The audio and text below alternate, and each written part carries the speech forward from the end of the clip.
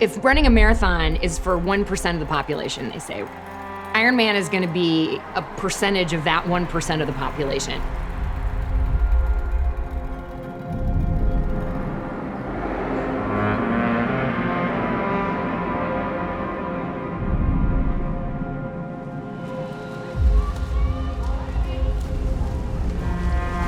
When you're looking at an Ironman start line, you're looking at a field of individual faces, and it looks and feels very individual. But the reality is that nobody gets to an Ironman start line alone.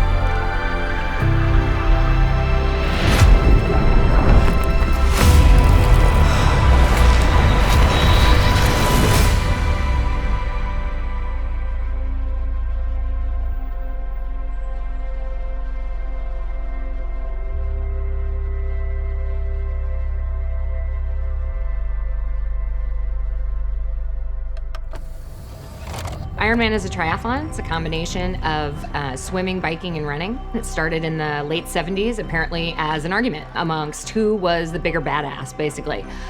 Swimmers, bikers, or runners. The veterans say in these last moments before the start, you get a kind of peaceful feeling that the sheer intensity of what you do on this day isolates you from everything else in your life. They decided that the best way to figure that out was to combine the three major endurance events on the island. So it was the Roughwater Waikiki Swim, which happened to be 2.4 miles. It was a 112-mile bike ride around Oahu Island, and the Honolulu Marathon. How would you characterize the typical endurance athlete? Crazy, wacko, eccentric, out of their minds, masochistic. Last year, there we go! The 1988.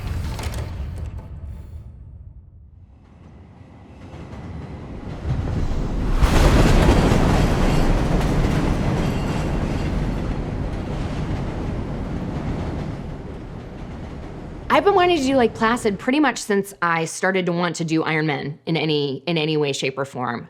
And like literally everyone else, I thought I was gonna do one.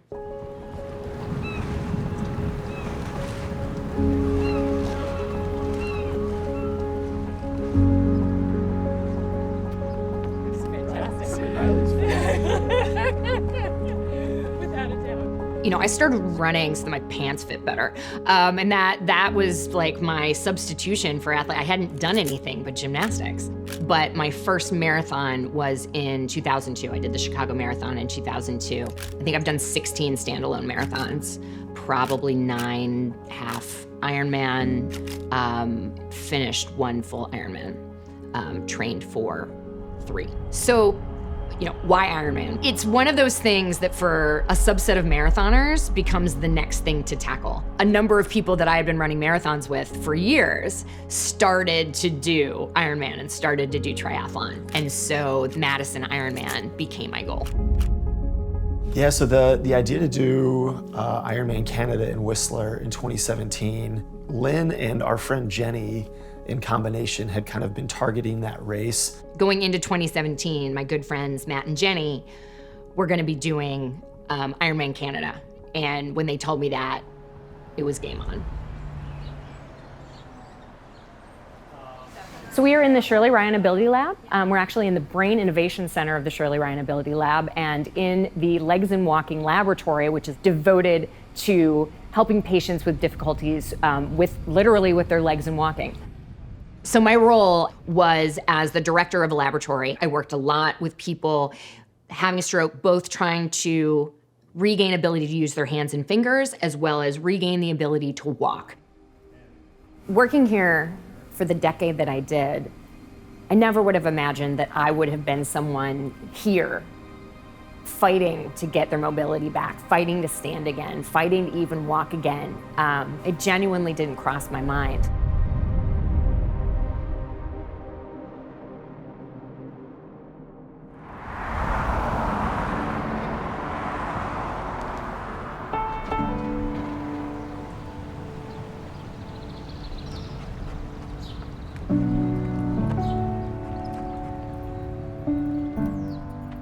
Dayton, Ohio was where I grew up and spent most of my life. I had one little brother.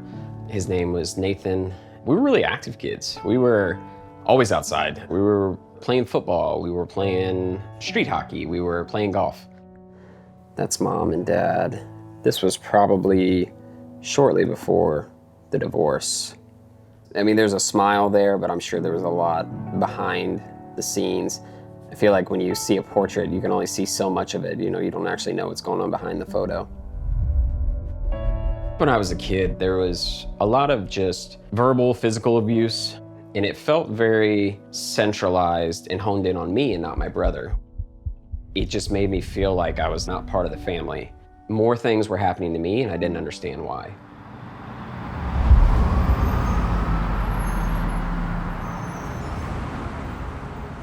So this is Shannon and Alex. When we were in Syracuse, they played flag football, and they were very good.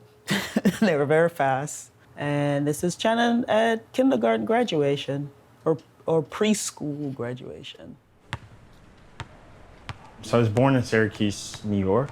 For the most part, was well off. So there was not the sense of like paying for my own gas, paying for my own bills.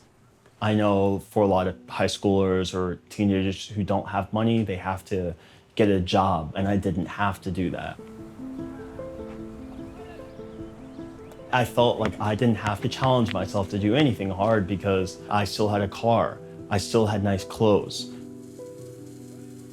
I'm Jamaican, and education is very important. And as a Black kid, it was like, no, you have to go to college. And you just figure kids know that's like the path.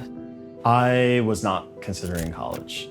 That was not something that I was seriously planning for, seriously looking at. I found out about the University of Albany after I did 2 years at the community college. I didn't tell my parents this, but at the time, Albany was the biggest party school, probably in the country, if not the state. The first week, I remember vividly, like it's so fresh. I remember getting a flyer under our door, and it was a Rush party. And I went to that party with my friend and didn't realize that like I would get completely sucked into that world. I did not go to class.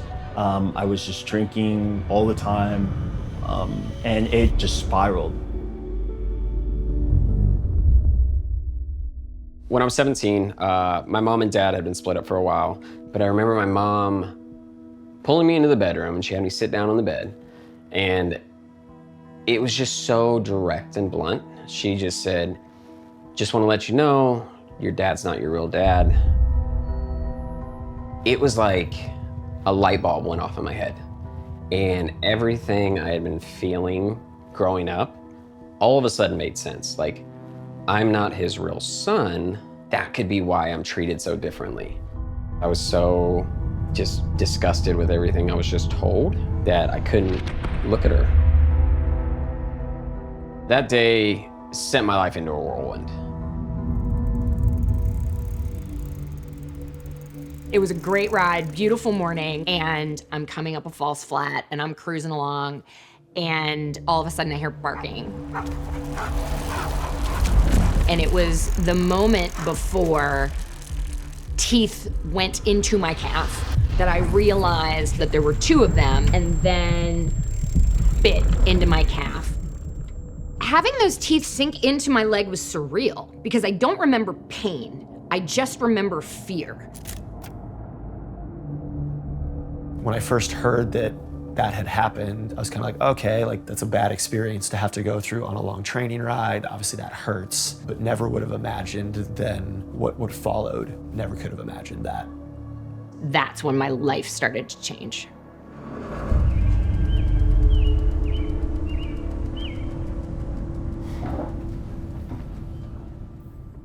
It was a FedEx letter, and it was open, and that's how I found the letter, and I read it. My parents had no idea for the entire year that A, I was not going to class, but also B, that there was like partying and drinking that ultimately was spiraling into me being academically ineligible. I was so upset and disappointed. So I guess several reasons. First, as a parent, right, you don't want to see your kid failing or just having a hard time no matter what. And I was so strongly for education for all my kids, whatever. And I also, too, I just felt like it's such a wasted opportunity. The semester ended and I had nothing to show for it, but that like I was basically being kicked out of school.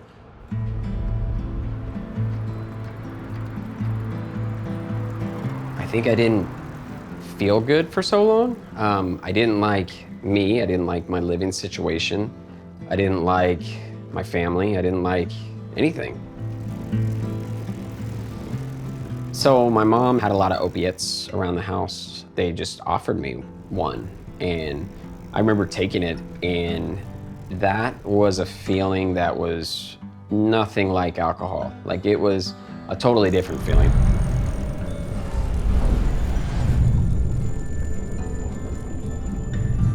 But at that time was when getting opiates started to get harder. My mom had stopped receiving pills. So then they went for another option, and then basically was introduced the heroin.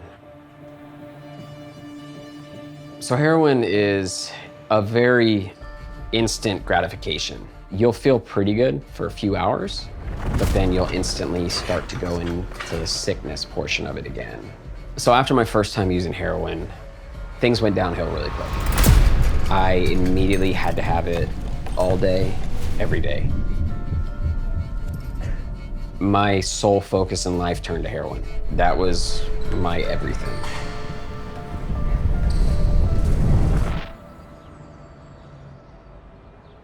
First time I noticed symptoms was just a regular day. The dog bite happens, and I just stepped into the bathroom and used the restroom and then was washing my hands. And I had this sensation of the water not feeling normal. It was almost like there was a barrier between my hands and the water. The next day, my toes started to feel that same way, that numbness, that tingling. The next day, I wake up and my tongue is numb.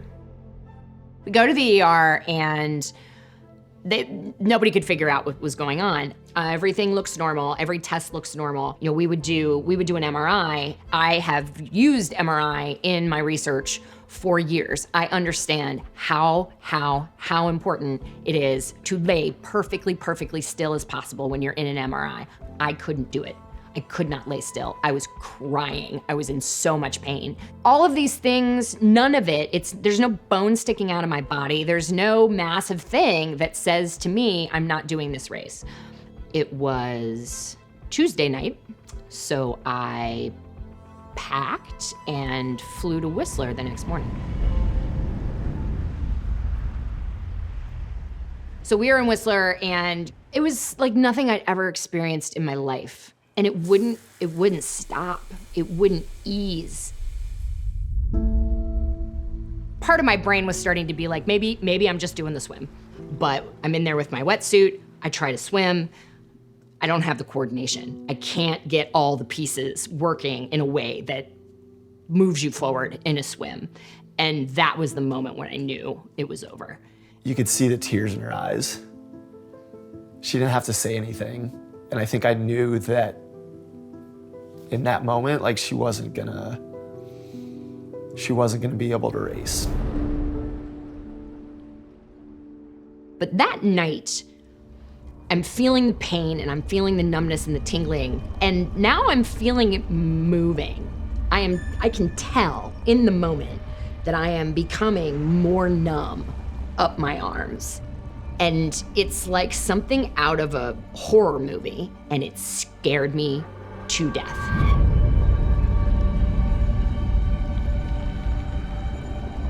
We get to the hospital, and I take these like last steps going towards the door, and that's it for walking. That was it.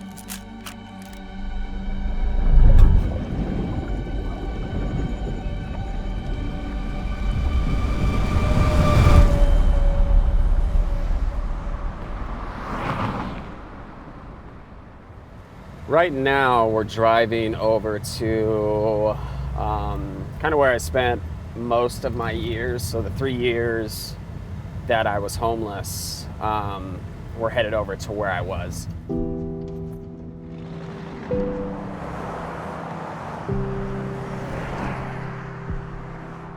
Right back here on the left side, where you can see all that stuff back there, that's where I would go back and sleep.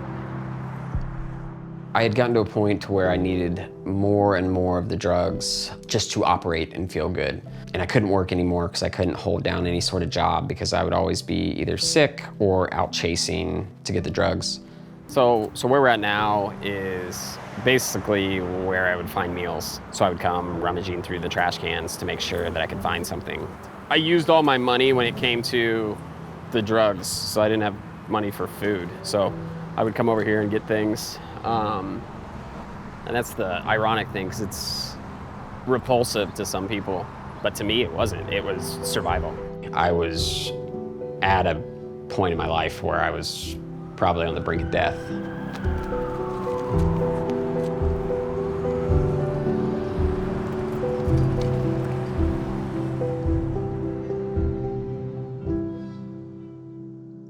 So CIDP is an autoimmune disorder. Chronic inflammatory demyelinating polyneuropathy. Your immune system goes haywire and it starts attacking your nerves as if they're the enemy. And in addition to like the physical changes, you could also just like, you could see her trying to kind of smile through the pain. That's very much Lynn. But you just knew, looking at her and hearing it in her voice, that things were really, really bad. To see a close friend in that condition, there's nothing that really prepares you for that. All right, so I want to show you guys this board. This was made for me when I was at the rehabilitation center, so when I was first over at the rehab hospital, to remember everyone that's pulling for me and there for me.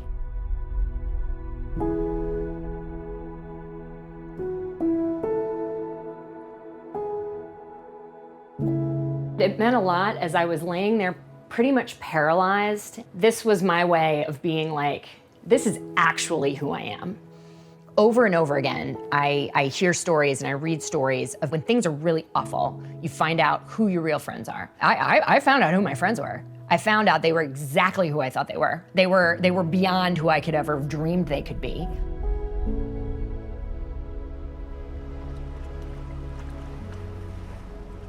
Knowing that I let my parents down and I hurt them was really hard for me, because I know they worked really hard and I knew how much faith and belief they had in me. I think once I saw that come crashing down, I realized that it was a reality that they had invested a lot and that I just didn't take that seriously at all.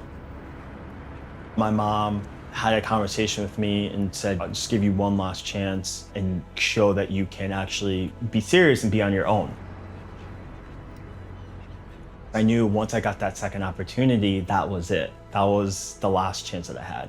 And I petitioned and I got back into Albany to get a second start to change. I was going to class all the time, really engaged with professors, getting extra help, and setting myself up for my senior year. That's when accountability set in, and I realized that there was no other roads, there was no other outlets, there was no other place to go, but just like up and just push through. I was laying in a hospital bed, and my dad was saying something to the effect of, I can't imagine what you're going through or how you're thinking or what's going through your head. And what popped in was like, I know what I'm thinking. I'm thinking, this is what we're doing now. Like this, whatever this is, this thing is now, it's not, it's not Ironman anymore. It's not training anymore. It's not my job anymore. It's this.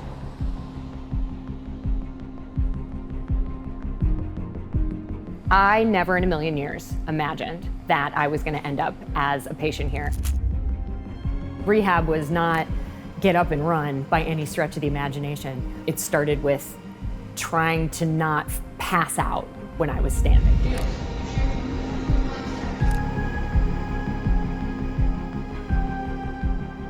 I wish if I totaled up the amount of hours I spent on these devices that I could tell you it was, hundreds or thousands. But the reality of the first set of time that I had to get used to at first was that I could only handle, short amounts of minutes.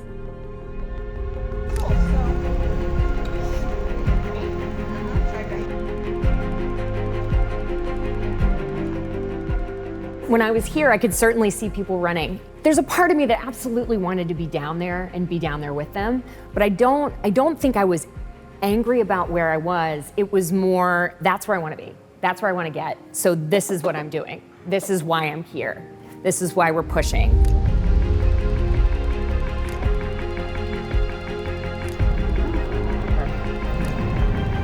It's like riding a bike.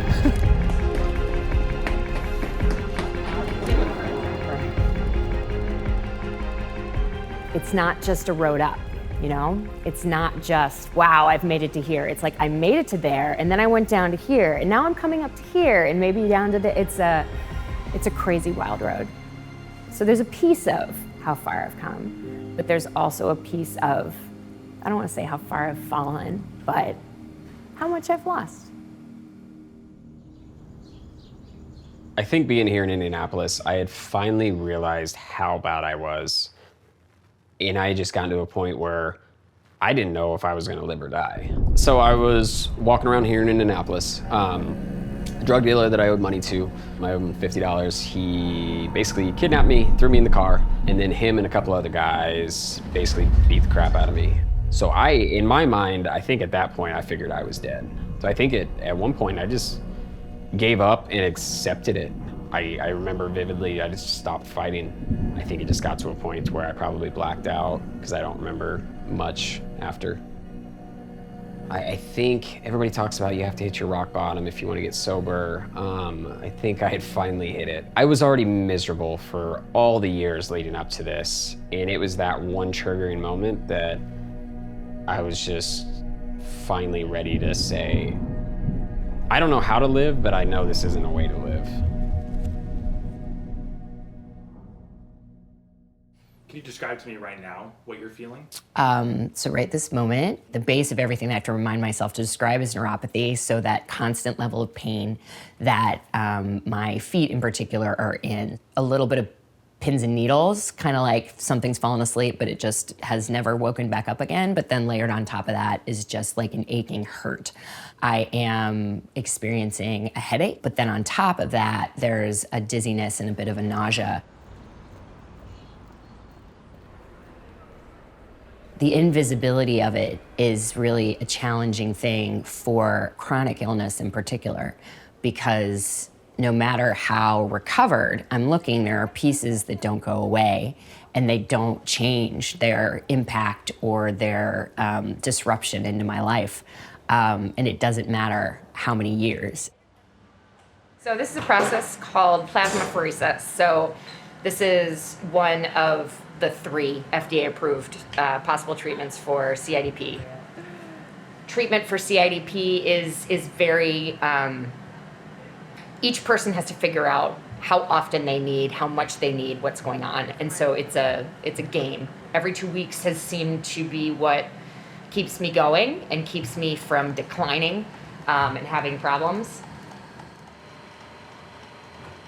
I started this in 2017, so I've had multiple times where we did it every other day for 2 weeks, probably done that 4 or 5 times, and then 6 years of every other week, sometimes more frequently. So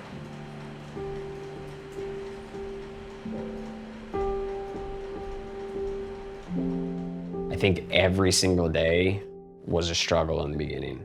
I had gotten to the point, and I had been this way for a long time, where I had nobody left. I had no friends, no family. I wasn't letting anybody down at this point, because there was nobody who I felt even cared anymore. So this here was the day that I got sober. That was the day that I checked into the halfway house. I was pretty defeated at this point. You can even see how big my pupils were, because I was still withdrawing so bad that my pupils, looked like they were just black pennies on my eyes. But yeah, that was a pretty dark time. It was a happy time because I had just gotten, starting this new journey, but I didn't know if I was gonna make it.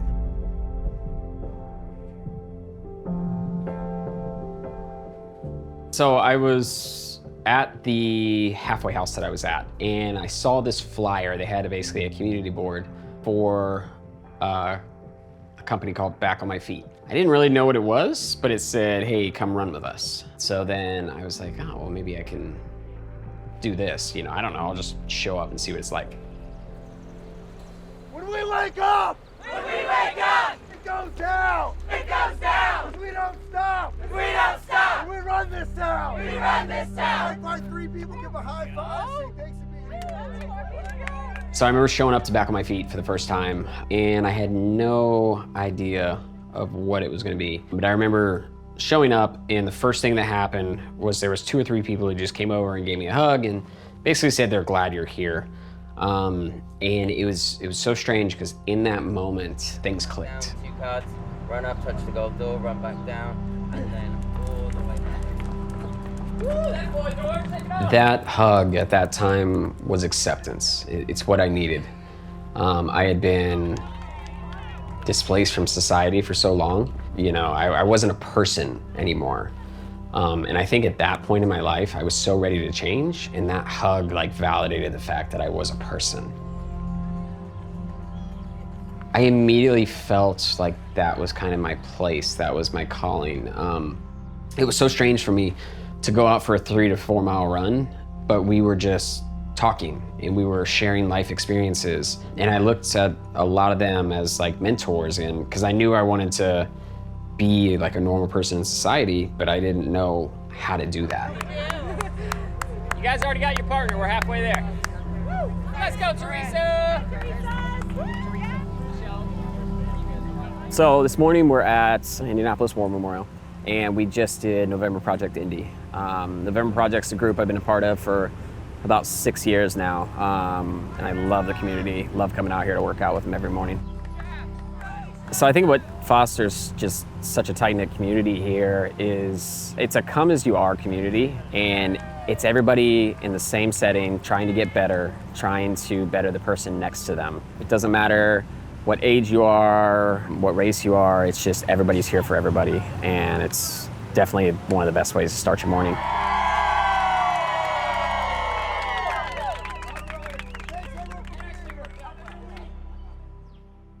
I think I realized you needed to learn culinary skills when I watched you with a knife. I went, that's not how we do it. There was just a lot of basic skills Yeah. that I think I lacked. A lot of things that you learn that I just didn't know, Yeah. So. I think those early years, in your 20s when you're learning how to live on your own and figuring things out. I mean, he's a great cook, don't get me wrong.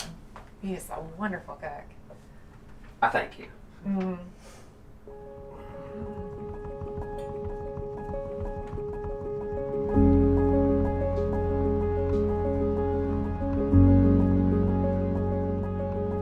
Marrying a former heroin addict is not something I plan on. But It's weird. It's like, yes, that's what he is or he was, however you want to look at it. But at the same time, like, that's just not how I think about him anymore. And I don't think I've thought about him in that way for a really long time. I think just because like from that point, like that life to now, there's just been so much that has happened in both of our lives that it's just a chapter in his life. It's just one part of it.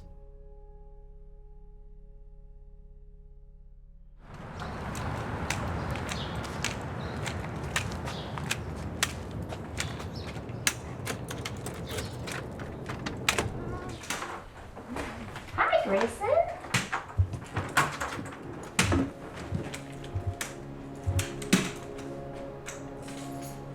So just finished a run and feel this migraine coming on. I've got a headache coming on. I'm starting to notice that as I move my eyes to the side, either way, I start to get dizzy. I start to get the feeling of stomach dropping. There's not a ton that I can do. It's usually dark room, dark, cool room, eyes closed for a little while, and just, you know, if I can sleep, great. If I can't, just to stay in that kind of low stimulus environment. But that's really all I've got at this point to try to manage. In the end, the easiest thing to do was to learn to walk again, to learn to run again, to learn to bike again. The physical stuff, man, I've got that. I can just keep pushing and pushing. It's the stuff where you can't push a migraine to end. You can't push yourself to have a tremor go away or sudden vision loss just come back. Those things are crazy. And it's those aspects. And in a progressive disease, they show up as you go along. I think the fact that no full Ironman race that I have signed up for has yet gone to plan is probably a piece of why it's still a major goal. On the days when getting out of the bed is just feels like the hardest thing to do, it's certainly the days that the idea of finishing an Ironman feels most laughable. There's no two ways about it. That's true to me too. But what I've found from continuing to get out of bed is that I can always do more than I think I can in that moment of when things feel worse. And so Ironman is just a extreme version of doing more.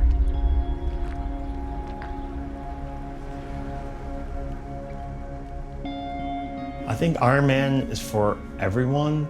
I think whether you have something that directly or indirectly, traumatic or non-traumatic, has affected you, shouldn't be any reason to hold you back from competing. What was appealing about an Ironman was that, like, that next step. I had done several marathons, and I felt like I wanted to do something that was a little bit more challenging. The Ironman just felt more than right, and it was in that direction that I was going towards.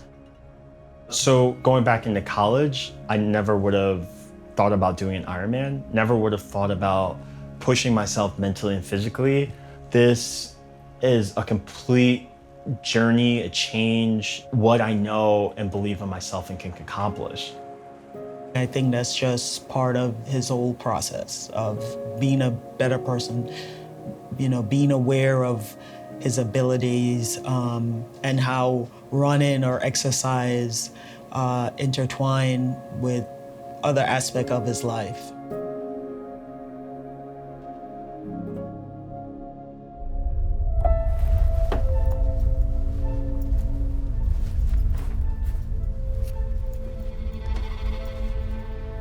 I think why I want to do an Ironman and why I've wanted to do a lot of things that I do, I like to push my limits. It's almost like I try to find my breaking point, but I find joy in that because I haven't really gotten to a breaking point yet.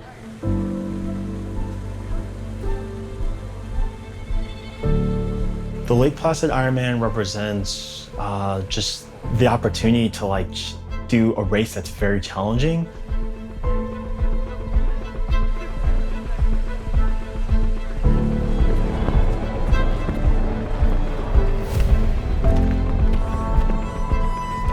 I've learned over the course of my life is that like the effort and ability has to go hand in hand with what you want to do.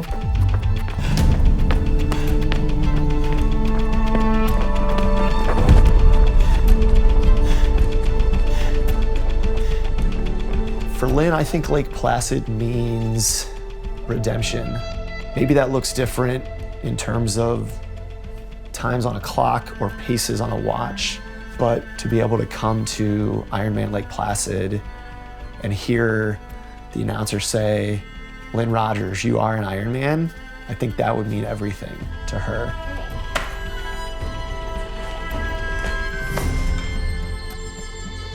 There you go. Let's do it. Every day that I go into training or every ride that I do kind of distances me a little bit further from my past, and it kind of helps me to become more the person I want to be.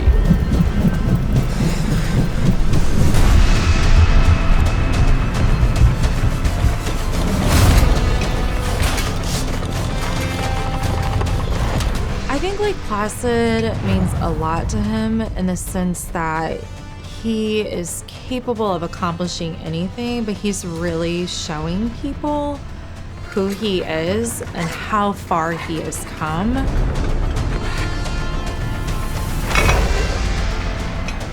So I have again and again and again been the small percentage chance thing that is happening in so many ways in this disease. So why not have the 1 in a million thing be a good thing instead of a bad thing? There's no harm in trying. So why not go for the 1 in a million good thing instead of just constantly focusing on the reality of the 1 in a million bad thing?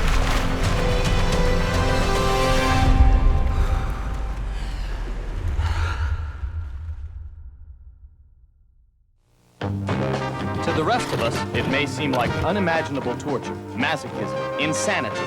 But to the men and women you'll see today, it is the ultimate challenge. First, to swim more than 2 miles in rough ocean water. Then to step astride a bicycle and race through the midday hours 112 miles through city streets and country highways. And then, without pause, to run a marathon, 26.2 miles. If you're lucky, it is all over in something under 12 hours, and a seemingly endless day has faded into darkness.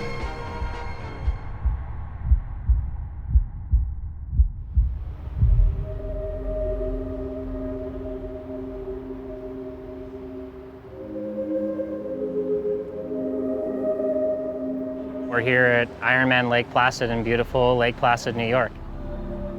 It's one of the iconic races for sure. This is the 24th running of the IRONMAN Lake Placid here, and there's not a lot of races out there that have that legacy. There's no question that it has a deep and rich sporting history. I like to think of IRONMAN Lake Placid as definitely one of the more challenging courses out there. This is absolutely when it gets real. I am handing off my gear, I'm handing off my bike. Basically, like, if you don't got it, it ain't happening.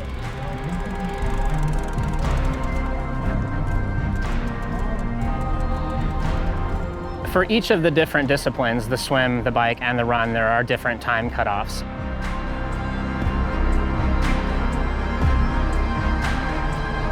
On paper, you have 17 hours to finish the race. However, there are those intermediate time cuts that you have to achieve as well. Beautiful. Okay. Yep, There we got you it. go. Have a great race so tomorrow. much. Appreciate it. Lake Placid is definitely for dreamers. Either that or people out of their mind who want to do this as their first Ironman.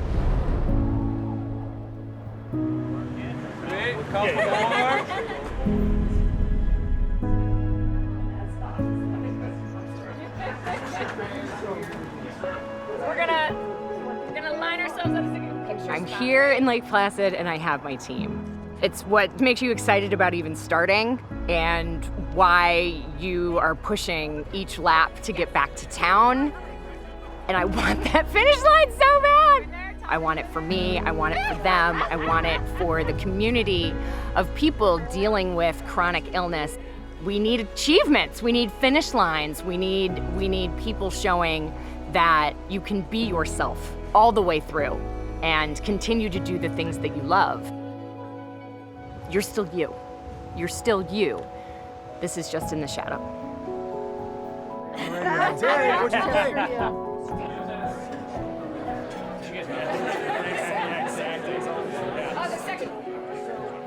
It's exciting, you know, all the training and just the months of just biking and really prepping for this. I think the nerves might hit when I'm towing that start line. My toes are on that mat and I am just jumping into that mirror lake, that water. But right now I feel really good and I'm just ready to get after it.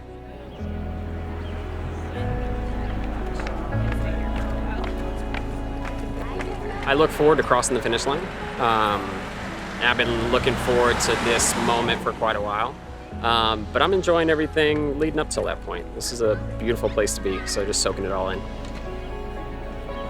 Yeah, tomorrow's a huge day for Timmy. I think he is absolutely ready. I expect nervousness, but we've discussed it multiple times. Just go out and enjoy it. Just have fun, experience it, take it all in. Timmy will make it to the finish. He will make it. I will make sure he makes it. That has not changed.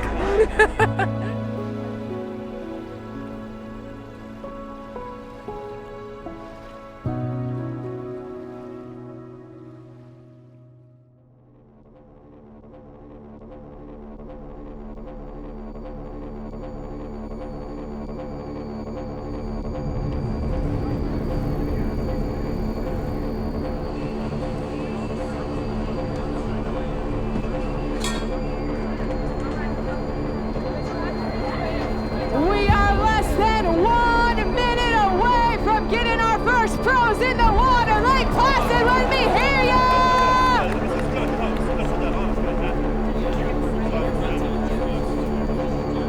30 seconds, Lake Placid, 30 seconds!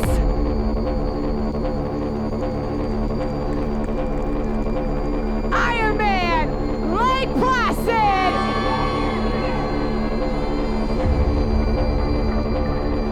It's time to do this, athletes!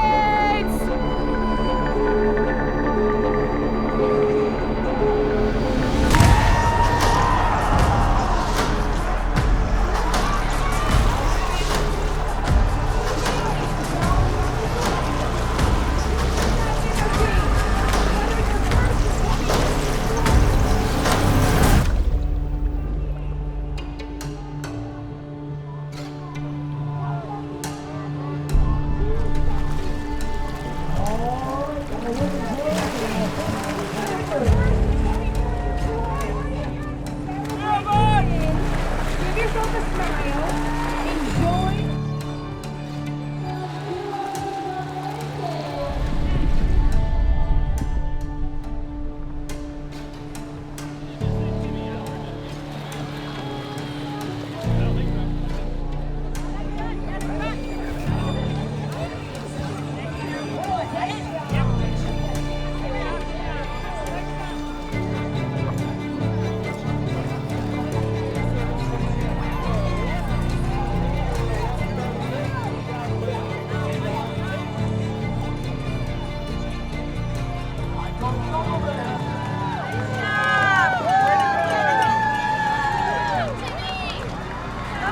No, really, it's just take it easy, keep myself calm, don't go too hard.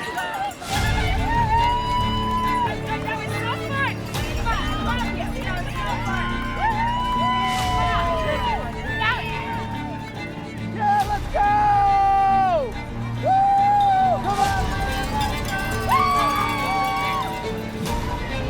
Take it off.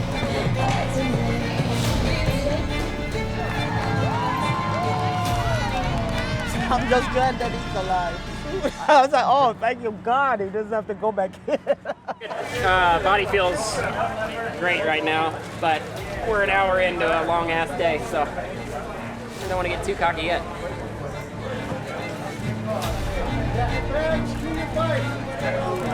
It's go going great, and not as strong of a swim as I would have liked, but I enjoyed it the whole time and had fun.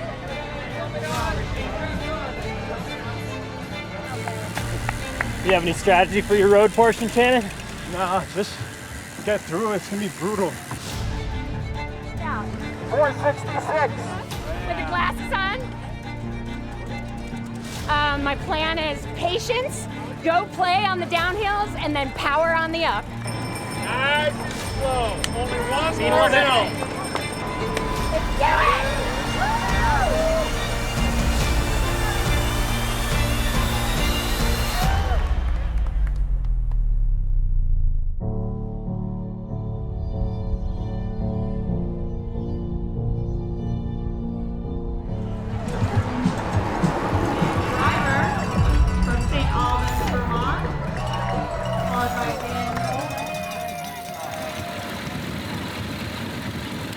Timmy's doing great on those climbs.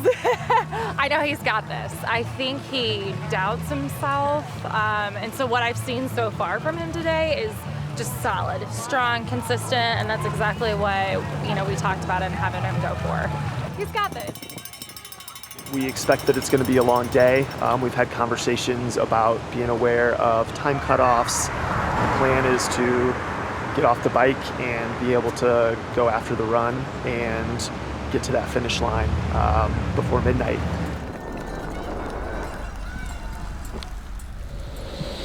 Hello. Well, hi there. How's it going? It's going okay. Having a little neck issue here, so I'm not bored. I'm just having a hard time holding my neck up. I get muscle fatigue really fast.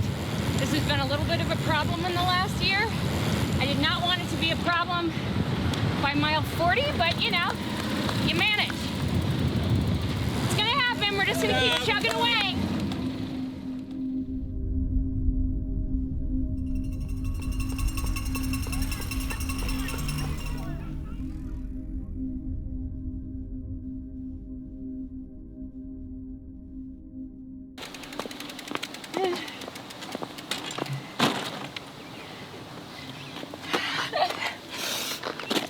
Sorry, my hand has gone numb, my face is numb, and my feet are in a lot of pain, so I'm just gonna give them a second before I have to put a lot of pressure on them, climbing the rest of the way back into town.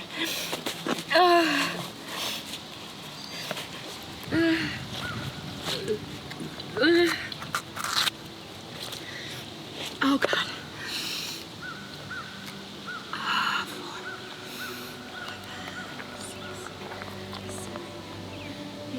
Okay, feet, here we go. We got this, we got this, we got this, we got this. It's hard to describe how much better it feels out of shoes. Oh, God. Okay.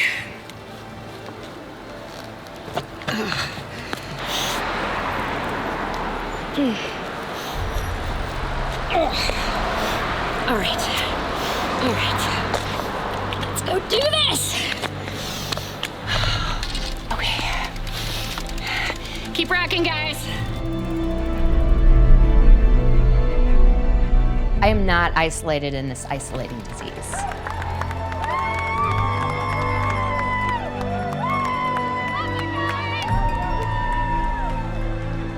Community is everything, right? Like what I can imagine and what would be very sad for me to imagine is that finish line by myself.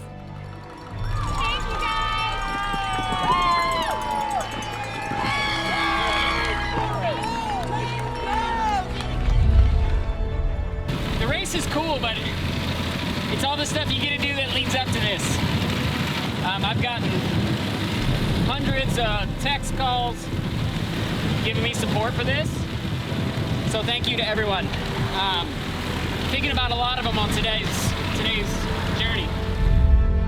I don't think I regret my past at all. If you asked me 12 years ago if I regret the past, the answer would have been absolutely yes. But I think I went through all those hard times to make me the person that I am today.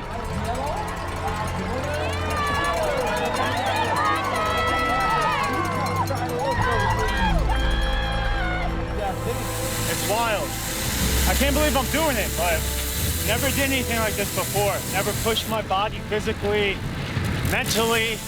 Getting up these hills is mental toughness. It's not easy. These hills are not easy, but I'm doing it.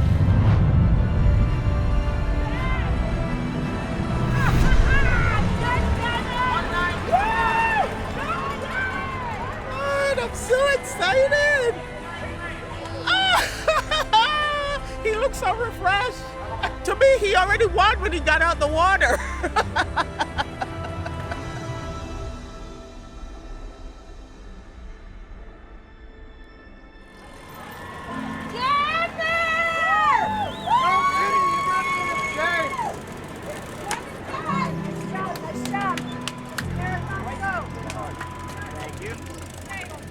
I'm hurting.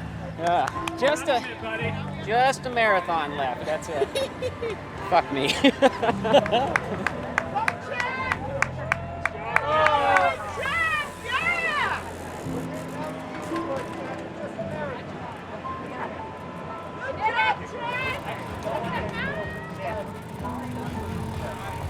Oh, feet hurt. Holy moly. Yeah. Dude, Yeah. good luck. Thanks, man. You're gonna crush it. Thank you. Brandon's our next winner from Montclair, New Jersey. Brandon.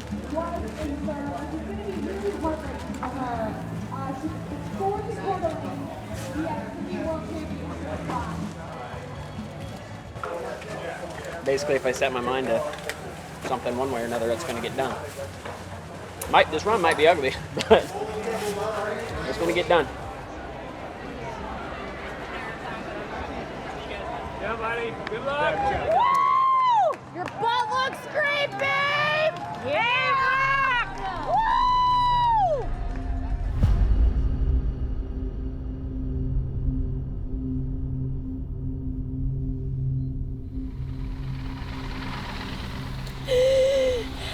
All right, can I get in? I'm fine. I'm just having a moment. Ah!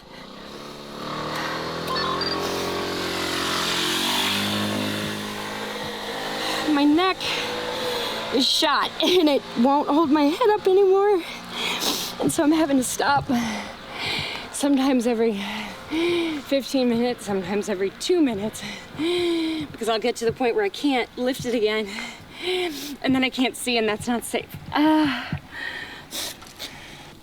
nervous. I think I have 2 hours to get about 20 miles, which sounds ridiculously doable, but everything feels shot and I'm having a hard time on the hills. So, okay, so I'm gonna get on the road and then nice work. Just keep pushing myself forward and see if we can make this cut line of 10.5 hours since I started. Off we go.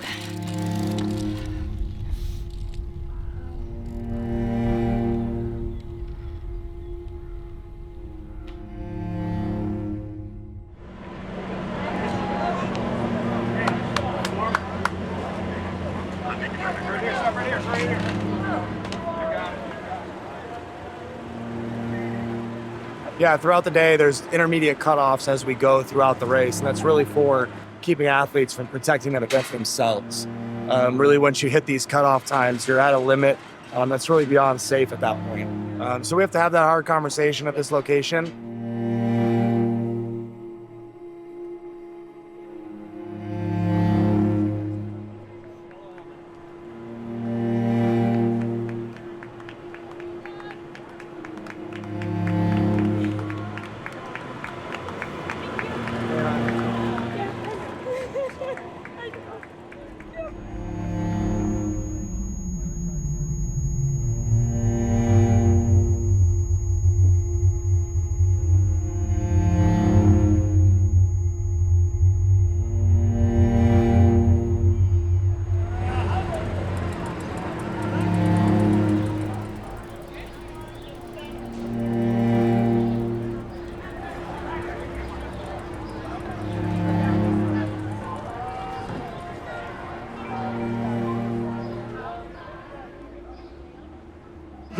fun to finish this course. Racing.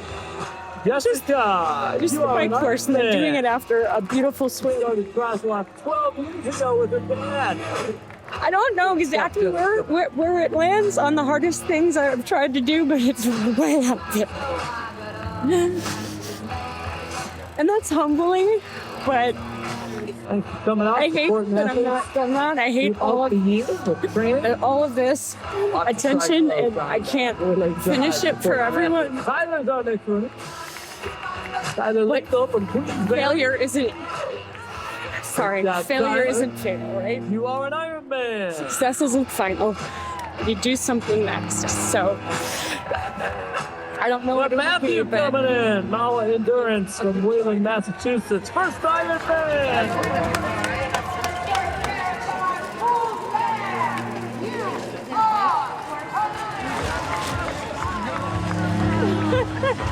Jenny got on. I mean, to finish that, I'm actually really Oh my God, that was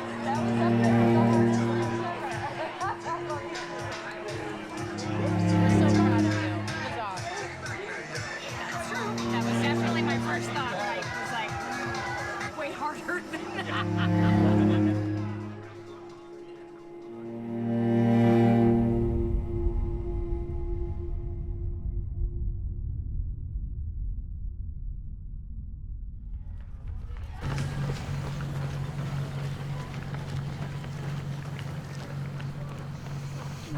Feeling good. Got a 8.6 in. Just taking right around 11-minute mile. So just kind of enjoying scenery, taking it easy. I'm notorious for cramping in these races. My legs after that run or after that bike are toast. Yeah.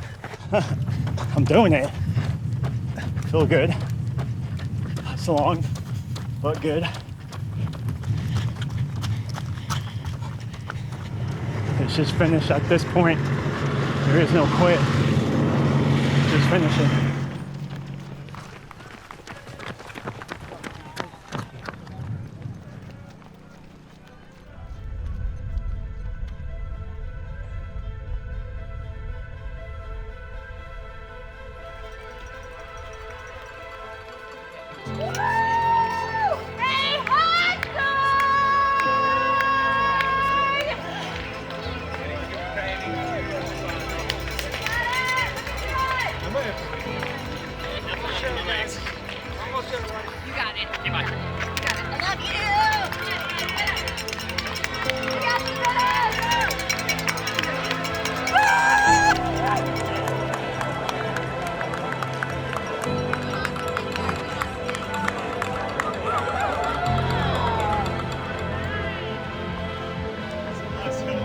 Yes! Awesome! Oh my God! Get it, champ! Yeah, no. Oh my God, this is so awesome. I'm so proud of you, champ. Everybody send their love.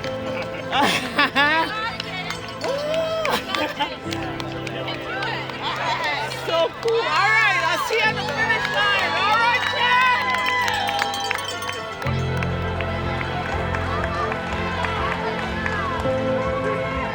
Zed.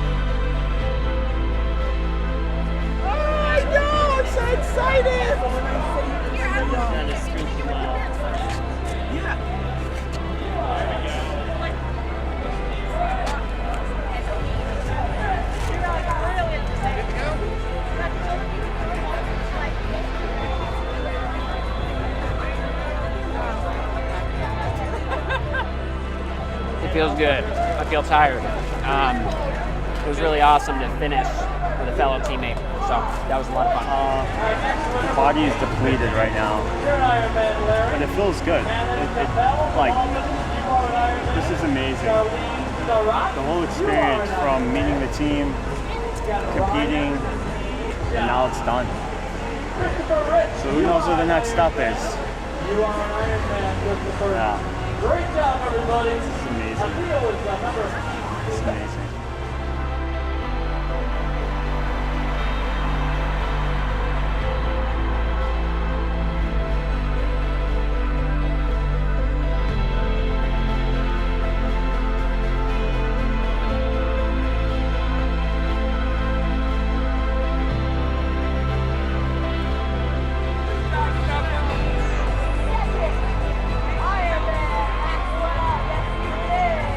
This is what it's all about, right here.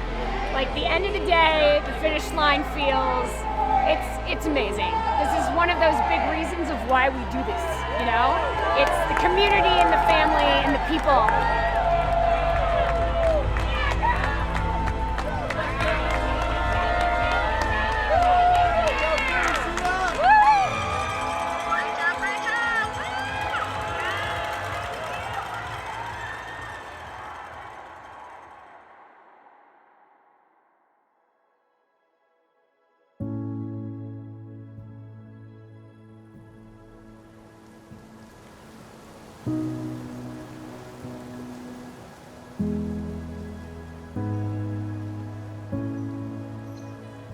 Shannon started running, I think, with the 2018 New York City Marathon. And the first race I did with him was a 10K here in Van Cortlandt Park.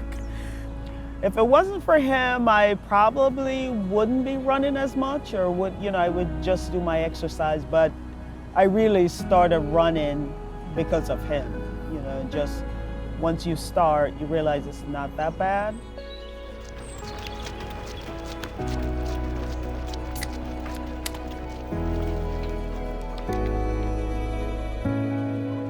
Right now we are at Go Girl Triathlon training. So myself and Chris coach a group of ladies who will be tackling a sprint triathlon here in Indianapolis towards, I believe it's in August. And it's a ton of fun. This is one of my favorite groups to work with because they just bring so much good energy and there's such a good group atmosphere to this. I remember running my first race and how important that was to me. So to help these ladies and to be a little part of that, it really takes me back to when I got started running and I had all those people out here to help me. So it's fantastic for me to be able to give back in this little way.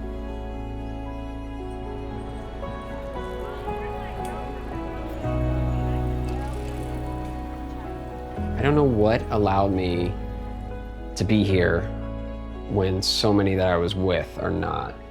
I think about that a lot. Like, is it God? Is it fate? Is it destiny? I don't know. I mean, it's a very big question that I don't think I have the answer to, and I don't think I ever will. All I know is that where I'm at right now is in a position to help people, and that's what I need to continue to do for as long as I can.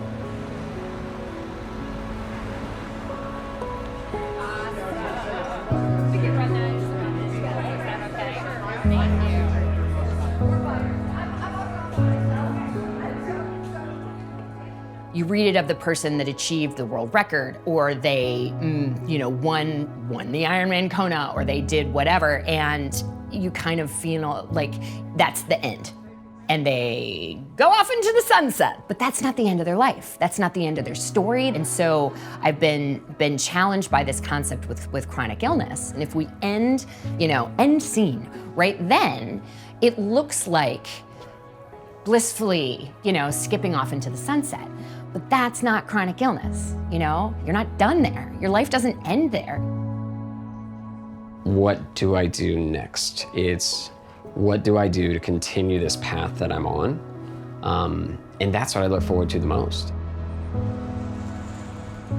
I think what you set your mindset on is important, but it also requires you to put one foot in front of the other and get out there and put work in.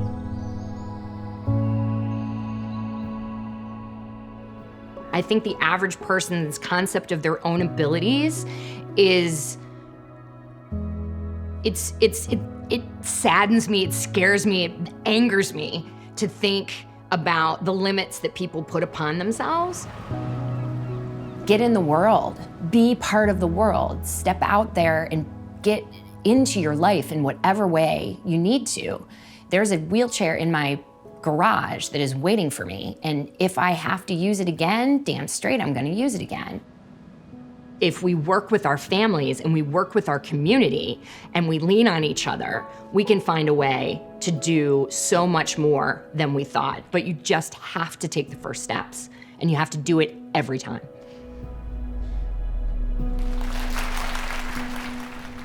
So hi everybody, my name is Lynn Rogers and I'm from Chicago, Illinois.